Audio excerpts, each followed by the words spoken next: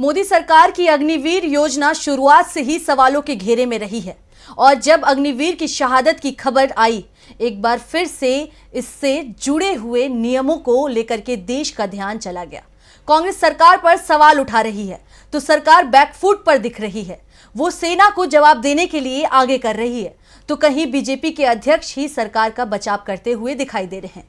क्या है पूरी खबर, देखते हैं इस रिपोर्ट में। सियाचिन में तैनात अग्निवीर अक्ष लक्ष्मण की एक ऑपरेशन के दौरान जान चली गई। लक्ष्मण भारतीय सेना की फायर एंड फ्यूरी कोर का हिस्सा थे और जैसे ही ये खबर सामने आई, पूरे देश में हलचल मच गई। कांग्रेस सांसद राहुल गांधी ने तो सीधे सीधे मोदी सरकार की अग्निवीर योजना को ही सवालों के घेरे में खड़ा कर दिया। राहुल ने कहा कि केंद्र सरकार ने अग्निवीर योजना जाबाज सैनिकों का अपमान करने के लिए बनाई है। अग्निवीरों की शहादत को मानने से बीजेपी इनकार कर देती है और इसके बाद उनके परिवारों को ना तो पेंशन मिलती है और ना ही कोई अन्य लाभ मिलता है। राहुल का जवाब बीजेपी के पास नहीं था तो सेना को आगे किया गया।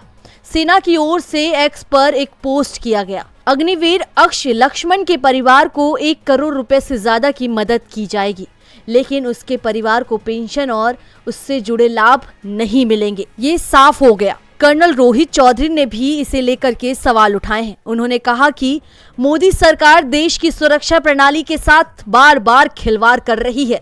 महत्वपूर्ण मुद्दा है कि क्या अग्निवीर 6 महीने की ट्रेनिंग के बाद युद्ध क्षेत्र के बेहतर सिपाही बन पाते हैं। रेगुलर आर्मी के सिपाही कई वर्षों की कड़ी ट्रेनिंग के बाद हर परिस्थिति के लिए एक बेहतर सिपाही बन पाते हैं, लेकिन 6 महीने की ट्रेनिंग वाले अग्निवीर से क्या हम ये उम्मीद रखें कि वे हर स्थिति के लिए वेल ट्रेन्ड सिपाही होगा? ये एक बड़ा सवाल है। कर्नल चौधरी ने कहा कि साफ कर दिया गया है कि अगर रोहित की 1 साल की ट्रेनिंग होती तो उसकी जान बच सकती थी। उन्होंने मोदी सरकार पर निशाना साधते हुए सवाल किए हैं। मोदी सरकार से हमारे सवाल हैं, युवाओं, सैनिकों और देश के लिए घातक अग्निपथ स्कीम क्यों लागू किया गया? मोदी जी, आपने अपने ही सेना में भेदभाव की स्थिति क्यों पैदा की? यूनिटों में अग्निवीरों को 4 साल, यानी ये सेना में केवल 4 साल के लिए ही है कहा जा रहा है।